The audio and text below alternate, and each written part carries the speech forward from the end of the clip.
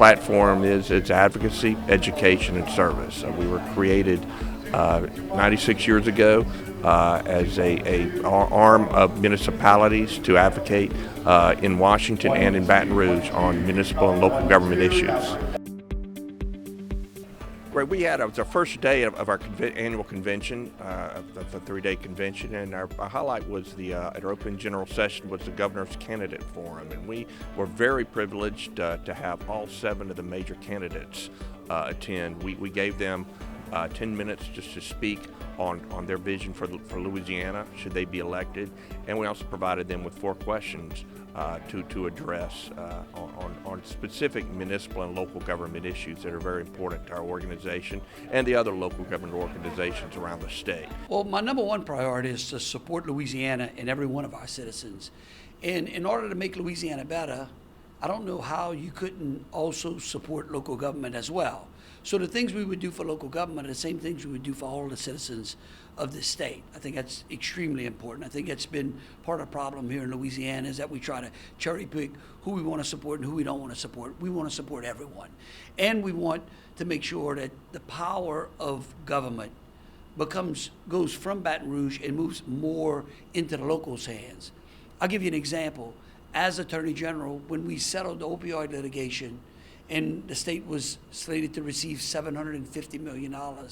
Instead of sending that money to Baton Rouge, we sent it to local governments because we believe that governing closest to the people governs best. Look, I'll do the same thing I've been doing for 25 years, supporting local governments. One is listen to them, work with them and partner with them, and then present solutions that we have at the resources of the state. So whether that's capital outlay, whether it's working through agencies, whether it's working through the governor's office proper, we're going to have a relationship that's genuine, that is consistent, and that gives real solutions as opposed to just political speak. We will allocate resources, we'll prioritize them, and we will leverage federal dollars. Ways that I've done this already as secretary, go look at the budget, look at my experience. No other candidate has done the types of work that I've done in urban and rural areas, whether it's a city or a village or a little town. You name it, we've done it, and we will continue to deliver it as I have for the last 25 years. Well, look, local government has the toughest job because they are where the rubber meets the road. And so I'm going to do everything to support local government. We are not going to take away any funding that currently exists for local governments without replacing it. And I want to make sure that we give local governments more decision-making authority, right, to not just raise their own revenue, but to also not have to come to Baton Rouge to get funding for projects. We need to continue to invest in water and sewer. We've done a tremendous amount of work in the legislature over the last 2 years in investing in those things that are fundamental to the quality of life for our citizens. So I look forward to having more conversation. I'm going to continue to support the ITEP program. That's very important for job creation. We're going to reduce income taxes to 0 so that people with small businesses can participate in the economy. Yeah, I view local leaders as the most key ally a governor can have in developing economic development for the state of Louisiana. And for years, what the state has done is overlooked those leaders, and I'm going to change that when I get in there. If you look at states like Texas and Florida, those counties drive that state's success, and I want that to happen in Louisiana. So I'm going to try to decentralize and push out as much power and revenue and authority as I can to the local levels, because I think government closest to the people is the most responsible government you're going to have. So that's what I'd like to see as governor. So by the time I'm done, I want the power of the governor, the power of the legislature, the micromanagement they've had for hundreds of years in local government's lives to be less. And so I'm going to work with those local leaders, find ways to do that responsibly, so that when we go forward, when we go recruit for new jobs and investment, the local leaders are the tip of the spear, and the state is the good partner backing them up. The first thing is I'm going to sit with all the mayors and their representatives, and we're going to create a priority list. We're going to make sure that the Transportation Trust Fund is funded, the Parish Trust Fund is funded, and every other grant base. We're going to make sure that the Connects Louisiana goes forward. If we don't get broadband across this state, we cannot improve the transparency of our government.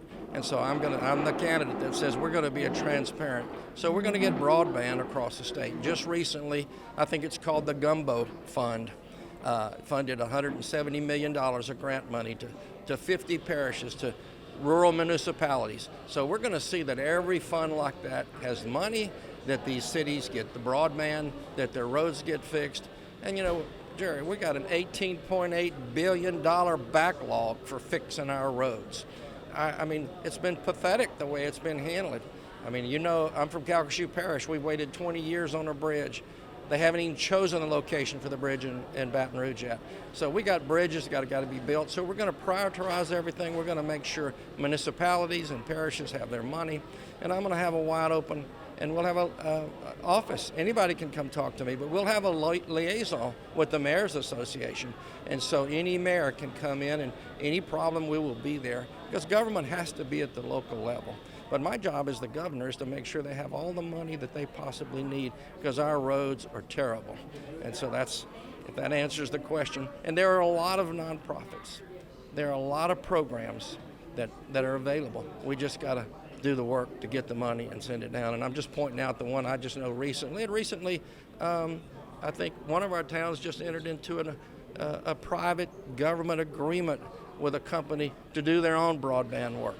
So we have the vehicles. We can have, private-public agreements, and we can do our own broadband work. We don't have to use the utilities that are being, pushed on everybody right now. So I know other cities that have done that.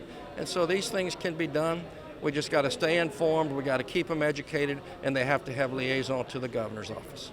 Look, I think the governor's role, as far as local government goes, figure out how can we all get along. And I don't mean get along in the sense of our personalities, but funding is scarce in this state, and people don't realize just how poor Louisiana is.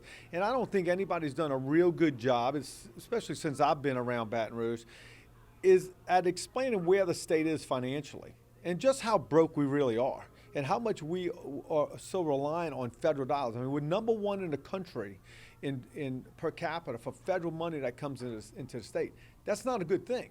Okay, that means we're poor, we're unhealthy, and we're uneducated. So I think the governor has to do a better job in communicating with the locals and what are the assets that we have and let's put it all out there. Let's be very transparent. Say, here's the dollars, this is what we can afford, and let's figure out what your needs are and how do we get there. I'm a business guy. I know how to do things like that. So, but you first have to start off with the facts. And I don't know if anybody in this state besides me and a couple other people really understand the number side of this job, which I have done that as state treasurer. We just manage a measly $60 billion, but I'm a numbers guy. I'm a fact and data guy. So I think what I want to do is be able to help the locals. Because look, this state goes as our communities goes. The state's nothing without its communities. But I want to be much more transparent about what we can and can't do. Look, we have the backlog, forget infrastructure backlogs. We have unbelievable amount of money in requests in the capital outlay process that they can't pay for the next. I mean, we only borrow about $350 million a year, but we have almost probably $4 billion in the pipeline. You're not going to get that in your lifetime. So let's be more realistic, because I get calls all the time from communities wondering about this project or that project. Well, I call it the Santa Claus list. So I want to get rid of the Santa Claus list. Let's have an honest discussion on what we can do, what we can't do in a reasonable amount of time. So I think that would go a long way and let the communities plan for their future and not have some Christmas list coming out of Baton Rouge with this falsehood. And we have to get past all that. Really, I'm running to kind of throw out the last 100 years of Huey Long-style government that really concentrates power and control in Baton Rouge. I would rather that money be raised and spent locally in the local governments, because I think it's much more effective. I think it's much more responsive to people's needs. And so I don't like the system that Huey Long set up where, basically the income tax, sales tax funnels all the money up to Baton Rouge, and then you have to go on play the roulette wheel of state government to get that money back. And so I have a comprehensive tax plan that I brought into the legislature, get rid of the income tax, raise more money on a local level so that it can go to fix people's problems instead of relying on favors from the state government. It'll be the first time in 8 years that we'll have a new governor. The current governor, John Bell Edwards, was a very, very pro local government governor. And so we enjoyed some very prosperous years under him. And I know, based upon some of the comments from the candidates, I hope that we'll have the same type of relationship with the new governor. They all pledged, for instance, the ITEP program to keep local involvement and say so in how our local taxes are spent in the ITEP program. And with the new legislature, it's going to be about a 33% turnover. So there's going to be a lot of new faces, and it takes a little while for us at the Capitol to really get to know these new legislators and inform them of what our issues are. And so it's going to be interesting, but it's in the first time that I've been involved and our team's been involved in a transition like this. And so we'll continue to see the successes that we've seen over the years at the legislature. Well, one of the things we really want to see happen is that the new governor has a direct connection with the LMA, have a personal liaison that LMA can go to, can reach out to, and they will reach out to all 302 of our municipalities. We want to make sure we have that direct connection and that direct relationship. And yesterday, all of them did promise to do that. So hopefully we're going to be in good shape with whomever wins, that LMA will have an ear and have a voice from the governor about the municipalities that belong to our membership. Well, regardless of who the next governor is, I plan on working very closely and collectively with that person as well as the legislators. I plan on asking our executive director, John, to schedule a meeting as soon as we find out who the next governor is, to introduce myself and let them know our goals moving forward. And that way we go ahead and come together and start a game plan to go ahead and help these communities out. The number one thing that has always limited Louisiana is the non-ability to work across the aisle.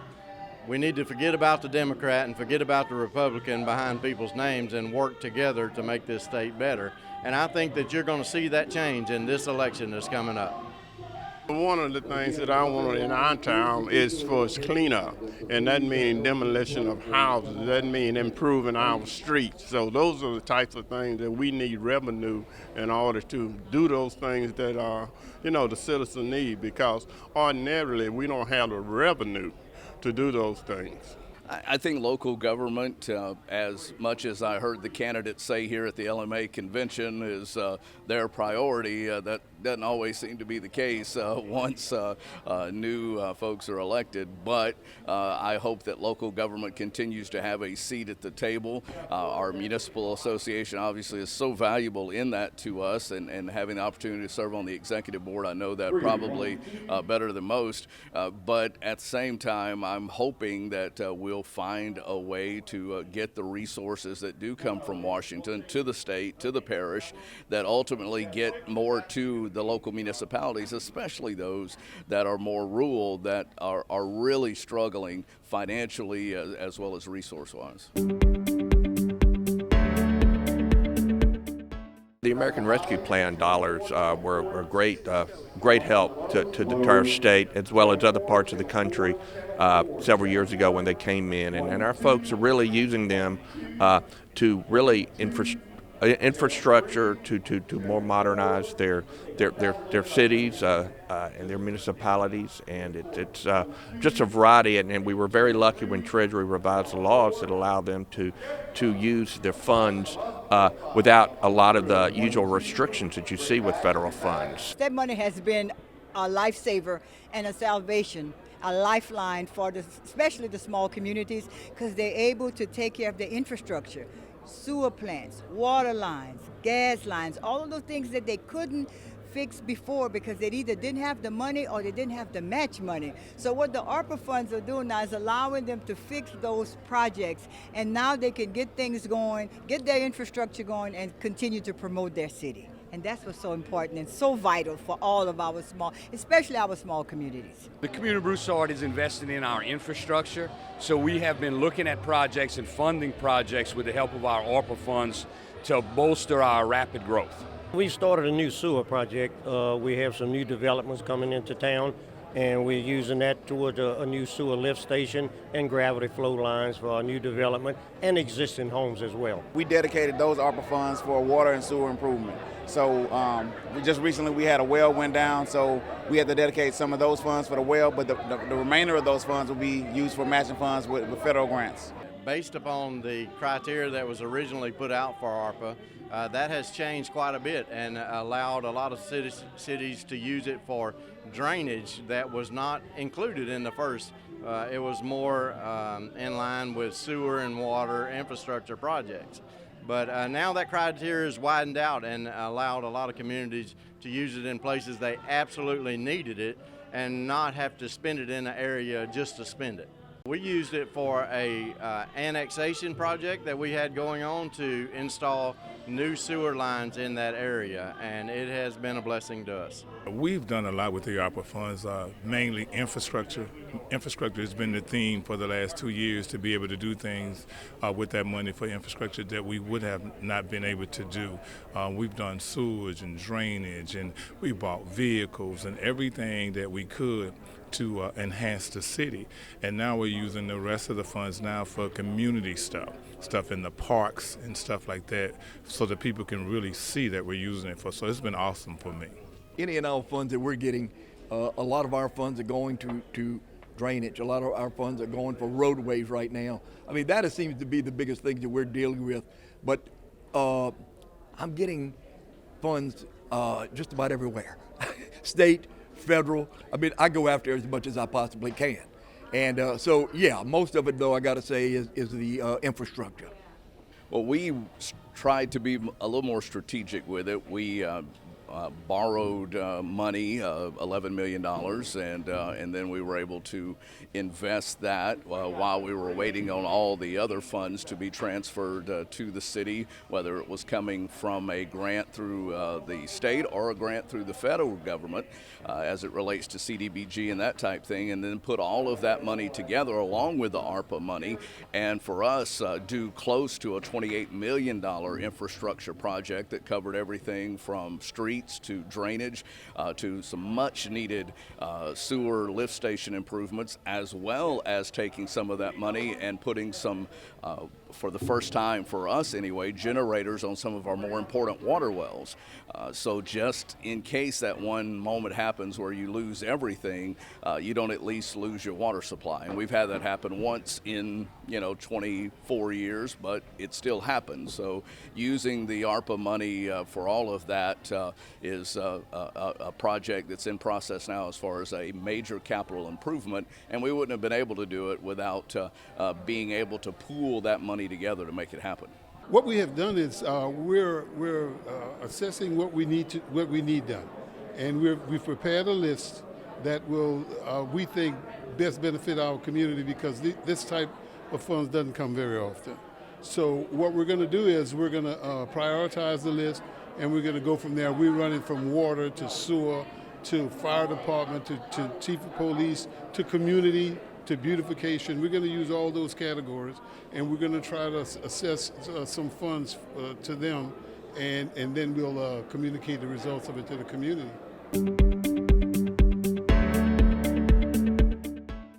Probably right now it's infrastructure, and and a lot of it is our water and sewer. They're really the infrastructure that was built up 40, 50 years ago. It's starting to reach its final stages, and it's cost a lot to get that infrastructure rebuilt, and there have been some cases where maybe there wasn't enough put away for maintenance and such, and then that's creating a struggle in a lot of our municipalities, even our smaller municipalities, and not just Louisiana, but this I hear from my colleagues around the country that this is a real problem. It's miraculously important, because when the infrastructure is good, businesses come. In schools and new businesses and water lines and sewer lines, and with the new businesses, they bring more businesses, and then people want to move to that city. New subdivisions are built because there are great water lines, there are great gas lines, a good infrastructure. So it's a mushroom effect on everything that goes on in the city. I am an infrastructure mayor. I think infrastructure is one of the very most important things for a municipality. It attracts businesses, it attracts citizens. It's just very important to have good infrastructure such as streets, water, sewer, and gas. You have to have the infrastructure in place. If you don't have the infrastructure in place, then no big company, no big organization is going to come to your community. You have to have the water system and the sewer system in line in order to be able to entice those companies to come into your town. Whether you're a growing community or a community that's just trying to keep pace with the growth you've seen over the last few years, it's very important to stay committed to fundamentals. good roads, good water, good sewer projects. Those kind of things help communities grow because they help attract citizens and also businesses into your community. Too important to even talk about. We're in really dire straits when it comes to street repair and fixing the age-old water system and the sewer system. So we're working very hard right now to through grants and other programs to be able to fix some of that. Because it is a growing community, and because of the petrochemical plants that we have all around us, it's not just Gonzales folks that's going to work there. I mean, these are folks that's coming out of St. James Parish, Assumption Parish, Livingston Parish. So I mean, we're getting their traffic come through as well, and it, you know, it means a lot to us. So we need not only new roads, but we need to do some work on some of the roads we've got in place for quite some time.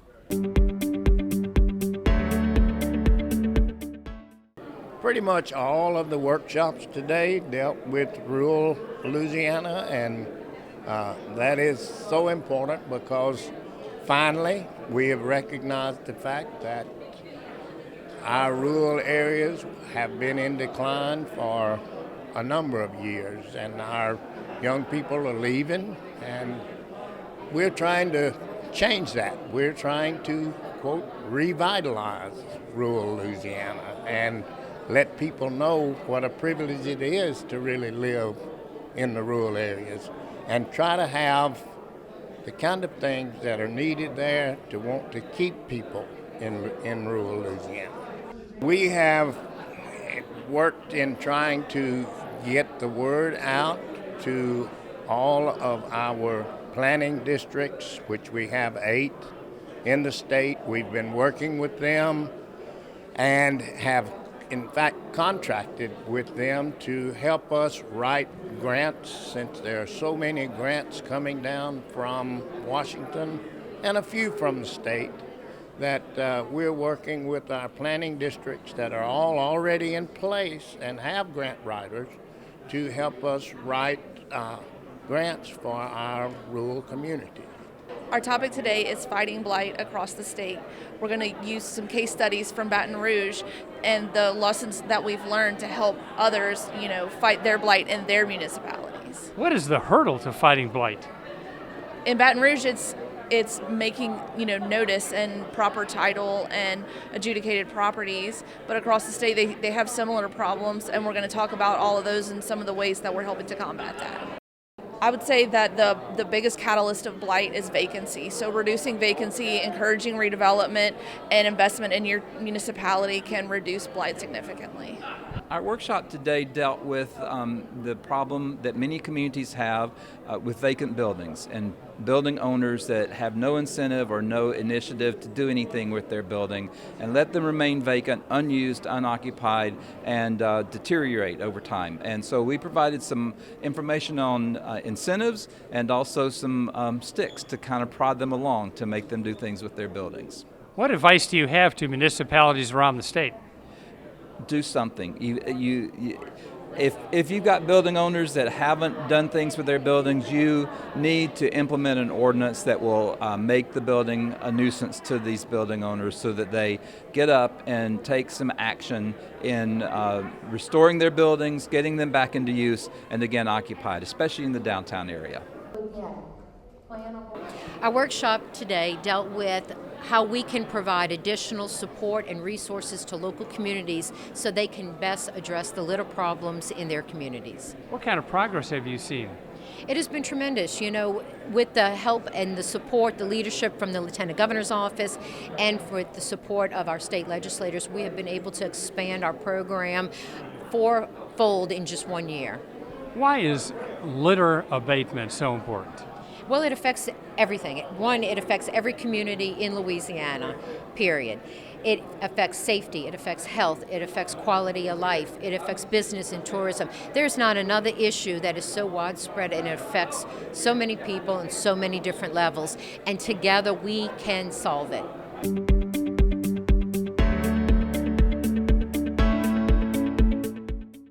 Oh, it is a very unique nonprofit. It's created by the Police Jury Association and the Municipal Association to actually provide technical assistance and some match funding to be able to allow the rural communities to access IIJA money, that bipartisan bill money.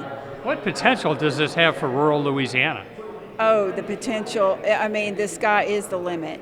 So if you think about it, so much of our state is covered in rural communities. The majority of them don't normally apply for federal funding because they just don't have the bandwidth to be able, they don't have the grant writing, they don't have the funding to go hire someone. And if they do, if they actually have an opportunity that is just hand delivered to them on a silver platter, they may not have the capacity to actually manage the grant once it's awarded. So we at LIDACOR offers those services, all of those services at no cost. It's already paid for through the legislature, and so it's not free. It's at no cost to the community because it's already paid for. And they don't have to worry about that at all. So it doesn't cost them to apply. It doesn't cost grant writing fees, and we even include, we have other resources like engineering and things, and some of our communities are short of some engineers and that capacity, and so we fill that gap. And so to be able to have that ability to go after those federal funds like they've never done before, that possibility is just absolutely endless. We promote Mardi Gras in every city and town all over Louisiana, and I'm proud to say year after year we're getting more and more out-towners coming to Louisiana. We had a group from Japan in Shreveport, Australia in Morgan City and Houma. We get these letters how, wow, we didn't know there were parades outside of New Orleans. So by promoting every town and city, we're making an attraction all over the world to more than just New Orleans, and we're excited about that. Now, we know we've always got to be on the cutting edge of what's working, and Travel Louisiana has done us great. But we know people now, because of COVID, have bought RVs, bikes, canoes, and record numbers, and they want to explore America.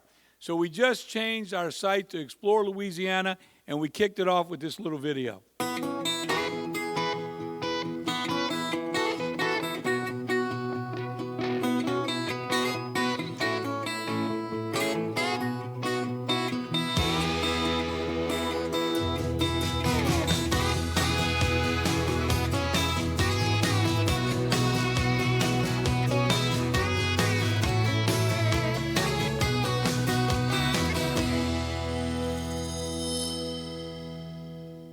So we just kicked that off. We just had a great tourism trip to Australia.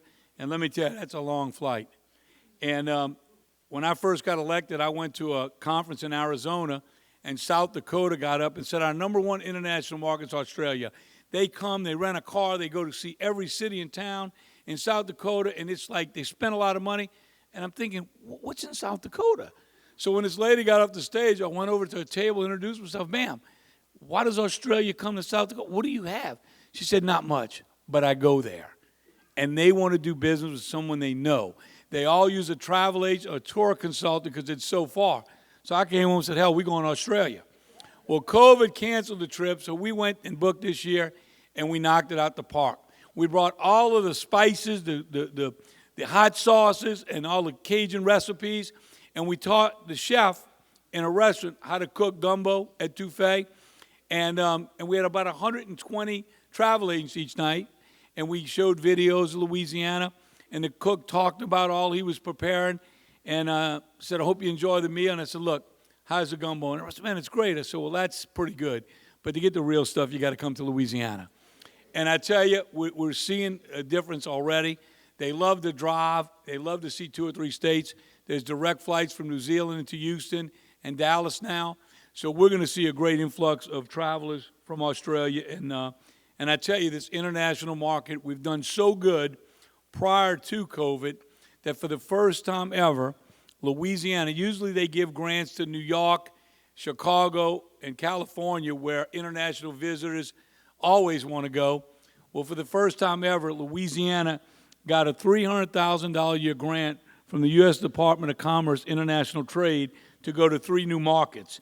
We're going to be going to Japan, Spain, and India over the next 3 years, opening our doors to 3 new international markets to come see us here in little old Louisiana. So we're real excited about that.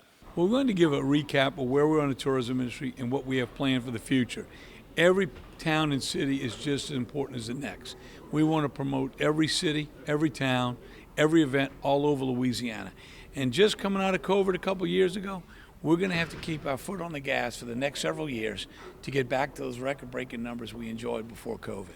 What kind of progress have you seen so far? Well, it's incredible. You know, in 2019, over 53 million people visited little old Louisiana, left behind $1.9 billion in taxes that you and I'd have to pay. It's over $1,100 per Louisiana family, 4th largest industry in Louisiana.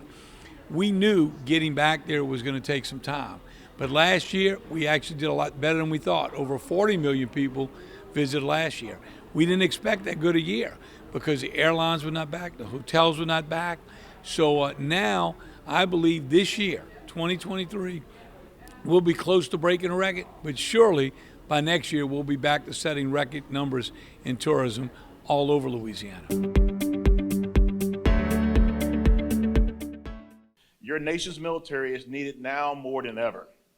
However, recent reports and data show that in the active duty Air Force, we're projected to miss our 2023 recruiting target by 10%. That's the Air Force. That's amid, of course, historic low unemployment, but most disturbing to me that this shortfall is also caused by a lack of interest and eligibility of young people to serve. Only 20% of American youth are eligible to serve in the military, and only 9% say that they're interested in doing so. I believe it's up to us, and I think mayors and municipalities and community leaders and municipal leaders can take lead on this. It's up to us to turn those numbers around. The Air Force is not alone in not meeting its recruitment challenges. The Army has only met 72% of its goal, and the Navy met only 70%. This is a real national security crisis. Nearly 299,000 people got in touch with an Air Force recruiter last year. Around 90,000 met the health and other qualifications needed to serve. This year, we're trying to bring in 26,000 new recruits. And ladies and gentlemen, I'm here to tell you that we need you to help us find young people and motivate them. I'm proof positive that this is a great way to start your career, your life, whether you stay in for 4 years or whether you stay in for 32 years. I think military service can be valuable to all. We want to ask the men, support the women as they try to come up in LMA. Women have supported men all of these years, and all we're asking is that you support the women now as they try and come up. And as mayors, the things that you have to deal with, and sometimes I know it's hard. Sometimes you feel like you're all alone, and sometimes you feel like it's just you against the world. But you have to remember, you may feel like you're against the world, but you love the Lord God who has overcome the world. And he said you will have trials and tribulations. But remember, I am with you always. So don't get discouraged. Don't let anything that happens in your city discourage you from doing the right thing, because you can never go wrong doing right. Doing right may not be the popular thing to do, but it's always the right thing to do. And you just get on your knees and you get anchored in the Lord and you get steadfast and you get unmovable to serve your people. And remember, being an elected official, being a mayor is not about the title. It's about the people. It's not about a parking space at a football game. It's about the people. It's not about you having that title and saying, I'm the mayor. It's about caring for the people, and it's about letting them know that you care for them, letting them know that they matter, and make sure that their problems are your problems. Let them know that whatever is bothering them, it's bothering you. And don't get caught up in your own agenda. Don't get caught up because you want to be on the news or you want to be in the newspaper. Just make sure that you want to be there for your people, serving your people all the time. And again, I know it's not easy. And sometimes you may feel like you're all alone and you may feel like you don't have a friend. But there are some people that are praying for you. There are some people who are supporting you. And sometimes you may feel like you don't have a friend in Jesus. But you do. He is always there for you. And you have to remember to not ever give up and always remember you serve an on-time God. And every time you feel you're about to fall, he steps right in and pick you up. Every time. And he will never, ever fail you. And that's something that you should always remember. And yes, these positions are not always easy, but they're always worth it. Because you are serving the people. You are serving God's people, the least of these. And that's what he asks you to do. And that's what you should want to do as a public official, as a mayor, as a councilman. And you make sure that everything you do is in the name of the people and is for the people and not just for you. And those are the things that our people look for. Our people don't want a leader with a title. They want a leader with a heart. They want to know that somebody cares about them. And that's what I want you to give to them every day. Every day. And sometimes when you think that you can't go anymore, I want you to pick up your head, wipe those tears, get in your car, and you drive to City Hall. If you can't drive, run. If you can't run, walk. If you can't walk, crawl. If you can't crawl, inch your way there, and you get anchored in the Lord and be steadfast and unmovable and go and help your people. I know how hard it is. I've had trouble on my left side, trouble on my right side. I had enemies in my way. But one thing I knew, and I know that I would never give up. Never, ever, ever give up in you working for the people. And God will guide you no matter how hard it gets. You never, ever, ever give up on God's people. Those are the least of these. His people. That's where he put you in. That's why he put you there. So no matter what happens, never give up on the people that you serve. Never give up on the people that you live with in your village, in your town, in your municipality, because they matter. And I am here to tell you that no matter what happens, it's all worth it at the end of the day, because you can go to bed and you can sleep and you can say, I done helped somebody. So LMA, press on. Press on, LMA, and never, never give up. I love you. Thank you so much. You know, when I first started this journey 11 years ago, after I got out of the military, I never thought that I would be where I am today. As a little boy, all I wanted to do was make my parents proud. Following in my father's footsteps, joining the military, then going to war, and coming back to Cheneyville to become mayor, then going to law school, and now the president of the Louisiana Municipal Association.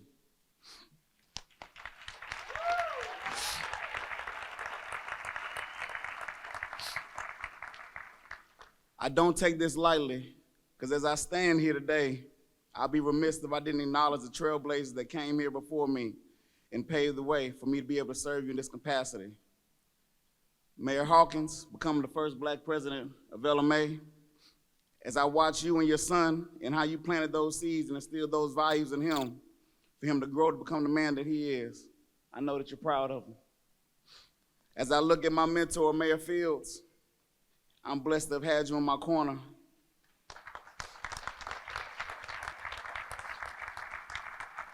Your support and your guidance and your words of comfort when I was going through my trials and tribulations will always be treasured.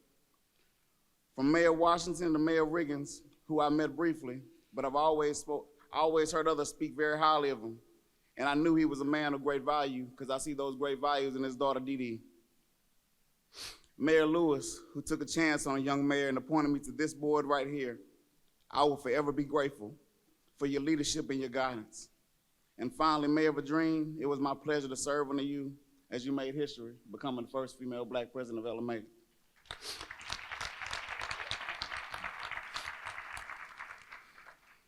I say all that to say that this moment is bigger than me.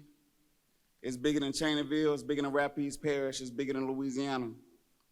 I couldn't have done anything without an excellent support system to my council members, past and present, to my clerk, to my chief, to my CPA, to my town attorney, to my town engineers. Thank y'all for being very supportive and holding down the fort every time.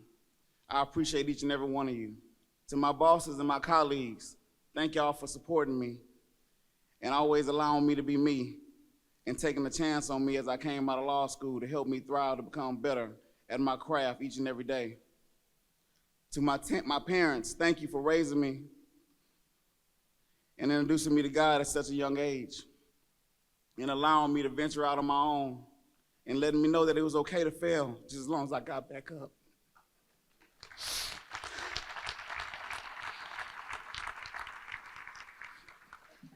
To my sister for always uplifting me. I love you, baby girl. I'm proud of you. You'll always be my first cheerleader.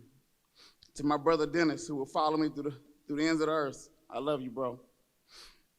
To my family, thank each and every one of you for being out here tonight, listening to me vent, encouraging me, rooting for me, and loving me no matter what. To my daughter, my baby girl, my bodyguard. You're special. Daddy, love you, baby.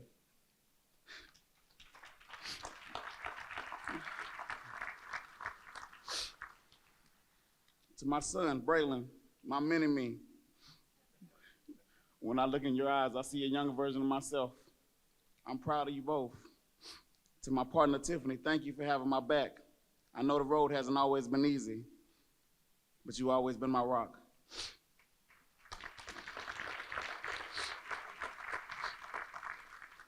I've toured and visited a lot of these communities up and down Louisiana over the past 2 years. I've heard a lot of your success stories. I've heard a lot of your needs. A lot of us have the same problems, whether it's water or sewer, failing infrastructure, economic issues, or our children graduating and leaving this great state. We've all had the opportunity yesterday to listen to the candidates that are running for governor. And I can assure you as your LMA president that I plan to work closely and collectively with the next governor to alleviate the stressors that are put on local communities. Who better to fight this fight than a battle-tested veteran like myself?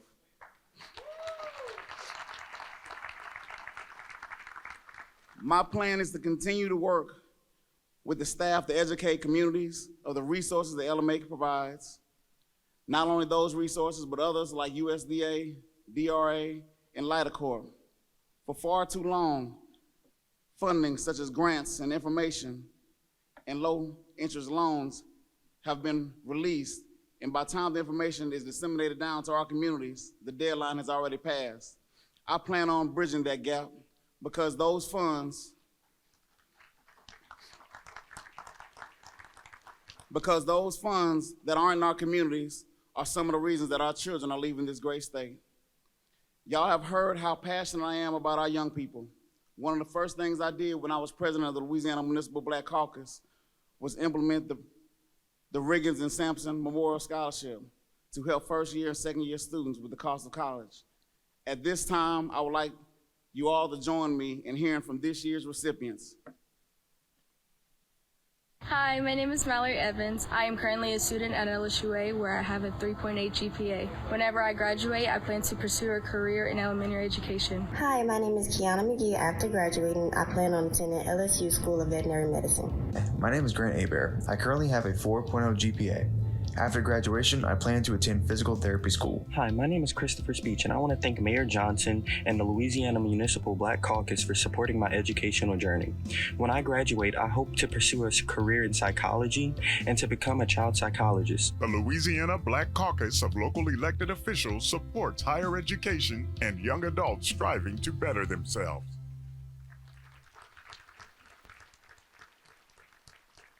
I want to thank the Louisiana Black Caucus of local elected officials and President Waits for continuing the mission. I believe that God put us in these positions for a purpose, not to stroke our egos. We're here to inspire the youth to become great leaders themselves so they could go out and do great things. Show them that anything is possible, no matter where you're from, because good things come from small places. It doesn't matter whether you're from Bogalusa, Addis, Pineville, Leesville, Bastrop, Alexandria, and Monroe. Let us leave our municipalities in a better position than where we found them. Let us pass the torch to the next person so that they can have a leg up. Treat everyone's problems like they're your own, and let us work together to make this state great. Let's put God first, and remember, if we find ourselves too big to do the small things, we'll be too small to do the big things. I love y'all. God bless y'all. God bless Louisiana, and God bless the United States.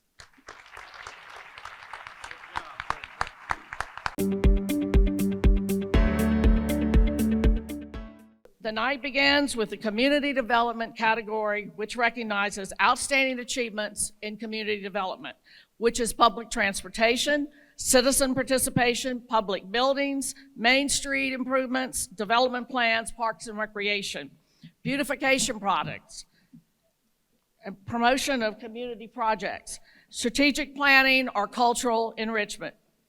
For municipalities with a population of 3,000 and under, our honorable mentions are the town of Bruley for the St. James Park, Scott Rhodes Mayor, and the town of Port Barre for the splash pad in Veterans Memorial Park, John Ardwan Mayor.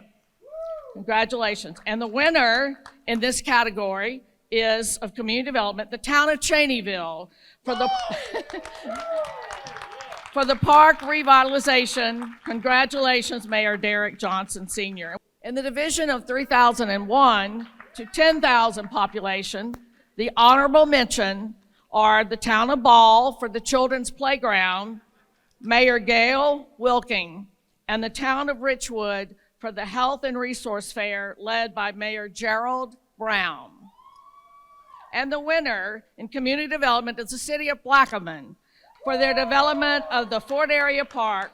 Well done, Mayor Edwin Ed Reeves Jr. In the division of 10,001 to 25,000 population, our honorable mentions are the city of Natchitoches for the Texas and Pacific Depot Rehabilitation Project, led by Mayor Ronnie Williams Jr.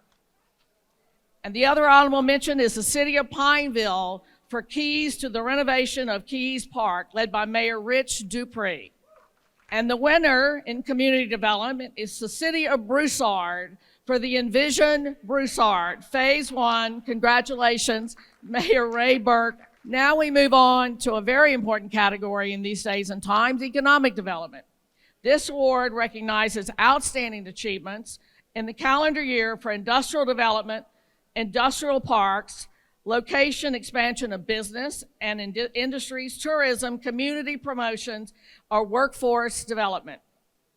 For towns with population of 3,000 and under, economic development honorable mention goes to the village of Gilbert for their community playground project led by Mayor Mike Stevens. And the winner in economic development this category is the town of Woodworth for Glow Up. Kudos to Mayor David C. Butler II. For the division of 3,001 to 10,000 in economic development, the winner is the city of Franklin for their Franklin Loop Paddle Trail. Hats off to Mayor Eugene Folkard. And in the division of 10,001 to 25,000, the winner is the city of West Monroe for their Highland Park Property Reuse Project. Well done, Mayor Stacy Albritton Mitchell. Now in the category of basic services, which doesn't always sound so exciting, but it's critical to the survival of your cities and towns, the Basic Services Award for achievements for water, sewer, streets, drainage, municipal buildings, fire, police, emergency services, municipal management of solid waste, recycling of communication systems. For 3,000 and under population, the honorable mention goes to the town of Llano for their new Llano Fire Department main station, led by Mayor Carolyn H. Todd, and the town of Saripa for updating their town hall, led by Mayor Peggy Adkins. And the winner in basic services is the village of Cankton for their Village of Cankton water system improvements. Congratulations, Mayor Kevin Culligan. In the 3,001 to 10,000 population category for basic services, Honorable mentions are the town of Franklin Ton for Varnado 18th Street and Alfred Street project led by Mayor Gregory Rout, and the town of Iowa for the wastewater treatment pond oxidation repairs led by Mayor Neil Watkins. And the winner in basic services is the city of Carencro for 2015 forest main and sewer infrastructure upgrades, phase 2. Kudos to Mayor Charlotte Stemmons Clavier. In 10,001 to 25,000 population of basic services, the honorable mention goes to the city of Youngsville for their downtown streetscape led by Mayor Ken Ritter. And the winner in basic services is the city of Baker for their Link microtransit project. Well done, Mayor Darnell Waits. In the division of 25,001 and over population, the winner is the city of Lake Charles for their drainage improvement program. Congratulations, Mayor Nicholas Hunter. Now we move to technology and connectivity category. This award recognizes outstanding achievements during the 2021 calendar year in broadband, marketing, image campaigns, websites, e-newsletters, local access channels, communication programs, or proliferation of technology. In the 3,000 and under population category, the honorable mention goes to the town of Simsport for their splash pad led by Mayor Leslie Draper III. And the winner in this category of technology and connectivity is the town of Manny for their automatic reading water meters. Kudos to Mayor Robert H. Habel. In the 3,001 to 10,000 population division, the winner is the city of Patterson's Town Hall Meeting Project. Congratulations, Mayor Rodney A. Grogan. For 10,001 to 25,000 population division, the winner is the city of Gonzales for their Gonzales Climate Action and Resilience Plan. Well done, Mayor Barney Arsenault, and don't go anywhere, please. Before I announce the best of show winners, this is an award we've given for 22 years for a city or town that seems to cross all categories and stands out in its field for a variety of reasons. This year, the Best of Show award goes to a municipality that is undertaking a $34 million project that will impact approximately 580 acres, including 150 homes, 5 businesses, and 4 governmental buildings. This 2-phase project began in 2022 and will conclude in 2024. The plan is ambitious and comprehensive and has taken decades of hard work to get here. From multiple mayoral administrations as well as state and parish federal officials. The project is a community effort and a win for everyone as it will protect the area for a 10-year tidal or rainfall flooding. The LMA Community Achievement Best of Show Awards goes to the town of Jean Lafitte for the Rosenthorn Tidal Levee Project. Huge congratulations to Mayor Tim Kerner Jr. and the council members Barry Bartholomew, Christy Crapel, Kyle Daughter, Larry Kerner Jr., Verna Smith, Marcel Rodriguez, the chief of police. The local government is actually the closest to the people. When there's an issue with a pothole on the road or your water goes out or you need an emergency situation, you need fire, EMS, or police, it's local government that provides those services. When you wake up in the morning, people expect to turn on their water, to make their coffee, to get in the car, to get on a good road, to have the traffic lights working, that if they're in an emergency situation, that the first responders arrive, and that is all on local government.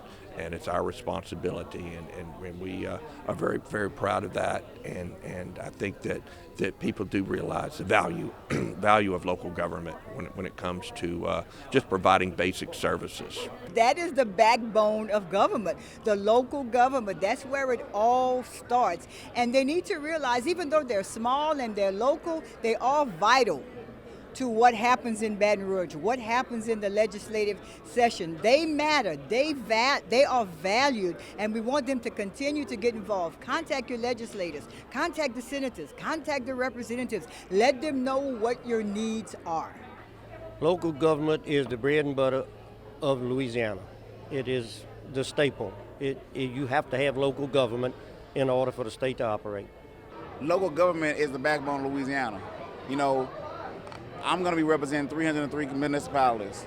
2/3 of those municipalities are villages and towns, even though the majority of the population comes from Baton Rouge and New Orleans. But still, those smaller municipalities need more help, and they need to be educated more, and that's what I plan on doing. I plan on reaching out to those communities and making sure they know about the resources that LMA provides, and that way we can get them going and get them a leg up.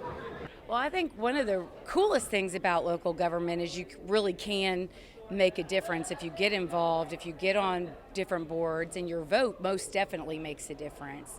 And I think that so many people feel helpless when it comes to politics and government, but when you go on that local level, you really see how you can make a difference. There is no greater government than local government, because that's where the best decisions are made, right next door to you and right in front of your house. So people need to remember that when you need to go to the top, you call your local government. Local government is important. We are at the hub of everything that goes on. Talk to us, work with us, and we'll solve the problems. Electing the right officials into local government that are focused on the priorities of their residents is very important. Louisiana has to continue to be on a path where we can compete with other states around us and make sure we attract industry here, bring jobs here, and continue to invest in education. Local government is where the rubber meets the road. And once we get an administration that understands the needs of these small communities, it's going to help our small communities tremendously. With the new legislation that passed, about the smaller than 6,000 gets capital outlay free of match, and so there's been some changes made that are going to help us tremendously, especially our smaller communities in the near future.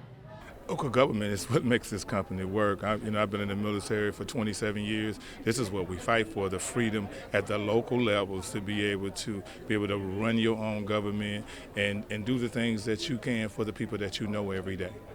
They just go to our website, lma.org, contact anybody on there, ask your questions, and any question, even if there are no stupid questions. And if LMA does not have the answer, they will find the answer. So we want everybody to know that we care about them, we value them, and we want to get them the information that they need.